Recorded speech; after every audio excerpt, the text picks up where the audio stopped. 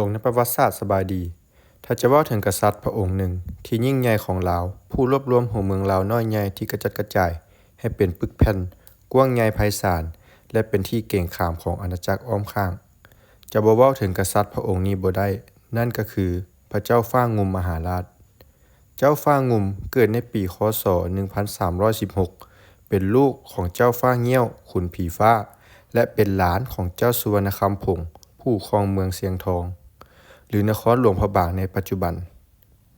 ตามตำนานเจ้าฟ้างุมเวลาเกิดมามีพระทน32เล่ม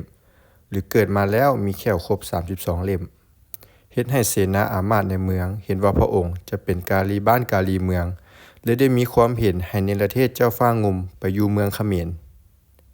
แต่บางเอกสารว่าสาเหตุการเนรเทศของเจ้าฟ้างุมแม่นย้อนเจ้าฟ้าเงี้ยวพระราชบิดาหรือพ่อของพระองค์ไปเฮ็ดสู้กับสนมของเจ้าสุวรรณคำพงศ์เฮ็ดให้ต้องมีเหตุถึกเนรเทศเมื่อถึกลอยแพเข้าฮอดแกงลีผีเข้าเขตแดนเขมรแล้วจึงได้ไปอาศัยอยู่ที่วัดคูหานำพระภิกขุรูปหนึ่งนามว่าพระมหาปาสมันตเถระเมื่อพระชนมายุได้6พรรษา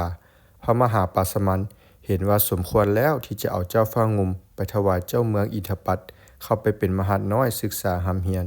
ตามแบบฉบับเจ้าชายเขมรนครอินทปัตคาดว่าแม่นเมืองนครธมซึ่งได้ตั้งอยู่บริเวณเมืองเสียบเรียบประเทศกัมพูเชียในปัจจุบันด้วยความที่เจ้าฟ้างุมเป็นคนเก่งมีความฉลาดสามารถเฮ็ดให้พระเจ้ากรุงอินทปัตเกิดความพอพระทัยในตัวเจ้าฟ้างุมหลายเมื่อเห็นดังนั้นเจ้าเมืองอินทปัตจึงได้มอบลูกสาวนางแก้วเก่งยาให้เป็นพระอัครมเหสีการกระทำดังกล่าวอาจเป็นแผนของเจ้ากรุงอินทปัตที่อยากผูกมิตรนำล้านสร้างไว้เพื่อต้านอิทธิพลของอยุธยาที่ได้เริ่มขยายอิทธิพลเข้ามากินแดนของเขมรเทื่อละน้อยเมื่อฮอดปีคศ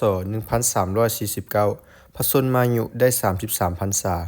เจ้าฟ้างุมได้ทูลขอกำลังนำเจ้าเมืองอินทปัตและได้ยกทัพขึ้นมาตามลำน้ำคลองตีหัวเมืองน้อยใหญ่ตามทางและเกียบจะเข้าตีเมืองเสียงทองคืนจากเจ้าฟ้าคำเหียวผู้เป็นอาพระองค์ได้แต่งราชสารหนังสือไปขอให้บรรดาเจ้าเมืองเข้าร่วมกำลังนำประกอบมีเมืองกระบองพญา3เกิงเมืองตีโคตะตะบองพญา3ข้อปัจจุบันเป็นบริเวณเมืองท่าแขกและนครพนมเมืองไผ่หนามพญาเผ่าปัจจุบันเป็นเมืองเวียงคำแขกเวียงจันทน์และเมืองปากห้วยหลวงท่าวแก้วปัจจุบันเป็นบริเวณอำเภอโพนพิสัยจังหวัดหนองคายแต่ก็ถูกบรรดาเจ้าเมืองเหล่านี้ปฏิเสธไปในเวลาเดียวกันนั้นเองเจ้าคำยอลูกของเจ้ายี่หินเมืองพวนได้ไปเฮ็ดสู้กับสนมของพ่อและย่านถูกพ่อฆ่าทิ่มเลยหนีมาอาศัยอยู่เมืองไผ่หนามเมื่อเจ้าฟ้างุมเคลื่อนทัพมาฮอดเมืองไผ่หนามเจ้าคำยอจึงได้เข้าเฝ้าทูลขอให้เจ้าฟ้างุมไปตีเมืองพวนให้ถ้าตีสำเร็จจะขึ้นนำแล้วจะเอากำลังไปสมทบนำเจ้าฟ้างุมตีเสียงทองเจ้าฟ้างุมถือเป็นโอกาสที่สิได้กำลังตื่มเลยตอบตกลงไปตีเมืองพวนแล้วจับเอาเจ้ายี่หินสำเร็จโทษแล้วแต่งเจ้าน้อยคำยอขึ้นเป็นเจ้าเมืองแทนหลังจากตีเมืองพวนได้สำเร็จเจ้าฟ้างุมก็นำกำลังเข้าตีเมืองดัน3เมืองที่ติดชายแดนดายเวียดพระเจ้าดายเวียดเห็นดังนั้นจึงคิดกังวลย่านกลัวในเดชานุภาพของเจ้าฟ้างุมจึงได้แต่งราชทูตพร้อมราชบรรณาการมาเจรจาแบ่งหัวเมืองโดยบ้านเมืองใดเป็นเฮือนห้านมีเสามีตารางบ้านเมืองนั้นแม่นขึ้นนำเจ้าฟ้างุมส่วนบ้านเมืองใดเฮือนปุกสู่ดินแม่นขึ้นนำดายเวียดและได้กำหนดเขตแดนตามสันภูน้ำแบงแต่เหนือฮอดใต้ต่อมาปีคศ1352เจ้าฟ้างุมยกทัพไปตีเสียงทองโดยได้ตั้งค่ายอยู่บริเวณเมืองปากอูเมื่อเข้าเขตแดนเสียงทองแล้วจึงได้แต่งสารไปหาเจ้าฟ้าคำเหียวว่าจะขอเอาราชสมบัติคืนเมื่อเจ้าฟ้าคำเหียวฮู้แนวนั้นเลยเกิดความพิโรธจึงได้แต่งกองทัพออกไปต่อสู้กับเจ้าฟ้างุมแต่หลายครั้งก็แพ้กลับมาตลอดจึงเกิดความอับอายเลยปลงพระชนตัวเองโดยการเสวยง่วนเสนาอามาตย์ในเมืองจึงพร้อมกันอัญเชิญเอาเจ้าฟ้างุมมาปกครองนครเสียงทองถวายพระนามว่าเจ้าฟ้าราชธรณีศรีสัตนาคนาหุตเจ้าฟ้างุมครองราชย์ได้3ปีฮอดปีคศ1356 จึงมีราชบุตรกับนางแก้วเก่งยานามว่าเจ้าอุ่นเหือนหรือต่อมาเฮาฮู้กันในชื่อพระเจ้า300,000ไทยเนาะและช่วงนี้พระเจ้าฟ้างุมได้ยกกองทัพลงมาตีเมืองทางใต้เพราะเห็นว่ายังกระด้างกระเดืองบ่ยอมมาถวายบรรณาการได้แก่จะพวกเมืองไผ่หนามปากห้วยหลวงตีโคตะตะบองและเมืองกระบองหลังจากตีเมืองปากห้วยหลวงตีโคตะตะบองและเมืองกระบองแล้วจึงได้ตีเข้าเมืองไผ่หนามต่อแต่บ่สามารถตีได้สำเร็จเนื่องจากมีไผ่หนามเป็นกำแพงอ้อมรอบไว้เจ้าฟ้างุมเลยออกอุบายโดยเอาคำมาตีเป็นลูกธนูยิงเข้าไปไม่ไผ่หนามอ้อมเมืองแล้วได้แต่งเสือป่าสืบข่าวแล้วเจ้าฟ้างุมก็เลิกทัพกลับไปตีเมืองอื่นๆที่ยังบ่อ่อนน้อมนำส่วนประชาชนชาวเมืองไผ่หนามได้เห็นลูกธนูจึงได้พากันไปถางไปตัดไม้ไผ่จุดไฟจนหาบเกลี้ยงเมื่อเป็นแนวนั้นเสือป่าสืบข่าวจึงเอาเรื่องไปแจ้งเจ้าฟ้างุมให้รับทราบพระองค์ได้ยกกองทัพกลับคืนเข้ามาตีเมืองไผ่หนามสุดท้ายเมืองไผ่หนามก็เสียให้เจ้าฟ้างุมพญาเผาเจ้าเมืองไผ่หนามเลยขออ่อนน้อมนำเจ้าฟ้างุมหลังจากตีเมืองไผ่หนามได้สำเร็จเจ้าฟ้างุมจึงเคลื่อนทัพลงมาตีบรรดาหัวเมืองแถบฝั่งขวาแม่น้ำคองได้แก่เมืองห้อยเอ็ดเมืองพาสาทและเมืองอื่นๆพระองค์ยังคิดจะตีอยุธยาโดยแต่งราชสารไปหาพระรามาธิบดีที่หนึ่งหรือพระเจ้าอูทองโดยเนื้อในสารมีใจความว่า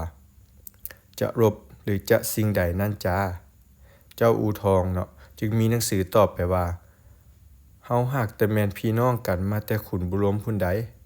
คันเจ้าพญาอยากได้บ้านได้เมืองก็ให้เอาแต่เขตแดนดงพญาไฟขึ้นเมื่อเท่าถึงภูพญาพอและแดนเมืองนครไทยเป็นเจ้าถอนอันหนึ่งค่อยจักทรงน้ำอ้อยน้ำตาลสู่ปีอันหนึ่ง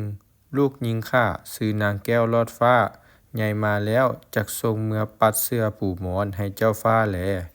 พระเจ้ากรุงศรีอยุธยาเนาะจึงได้แต่งราชบรรณาการมาถวายมีสร้างพาย51ตัวสร้างพัง50ตัวคำ20,000เงิน20,000นอแสนหน่วยพร้อมกับเครื่องราชบรรณาการอื่นๆอีกอย่างละห้อยเจ้าฟ้างุมเลยเลิกทัพกลับไปหลังจากที่ได้รวบรวมหัวเมืองน้อยใหญ่ได้สำเร็จ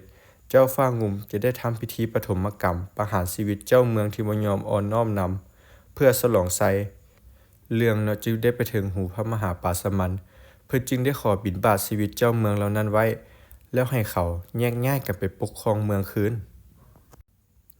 ข่าวกิตติศักดิ์การแพร่ขยายอำนาจของเจ้าฟ้างุมมาฮอดเมืองอินทปัตพระเจ้าอินทปัตจึงได้มีรับสั่งให้อย่าได้ไปคิดเบียดเบียนเมืองอื่นเลยถ้าเมืองนั้นบ่ได้มาหุกหารก่อนให้ตั้งอยู่ในยุติธรรมเพราะเวลานี้ประชาชนได้รับความทุกข์ยากหลายจากสงครามพร้อมทั้งแบ่งดินลาวกับเขมรได้เขตแกงลีผีขึ้นไปพร้อมกันนั้นเจ้าฟ้างุมยังได้อัญเชิญพระบางขึ้นมาไว้เสียงทองแต่ฮอดเมืองไผ่หนามแล้วเจ้าเมืองเกิดความเลื่อมใส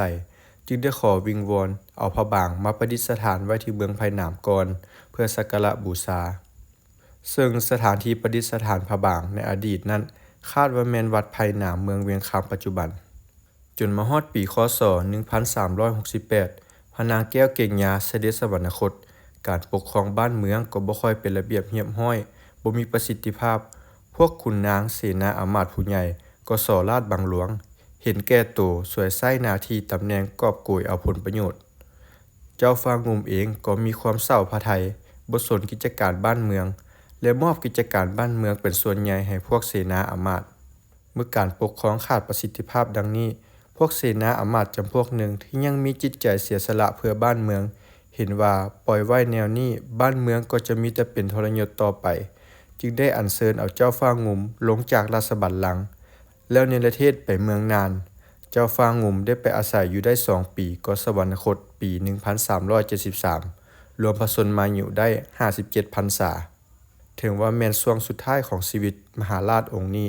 จะบ่ค่อยสวยงามปานใดแต่เพิ่นก็เป็นผู้หนึ่งที่รวบรวมอาณาจักรให้เป็นปึกแผ่นและเอกราชบ่ขึ้นกับไผซึ่งมันได้เป็นเหตุผลอันหนึ่งที่เฮ็ดให้เฮามีชาติศิลปะวัฒนธรรม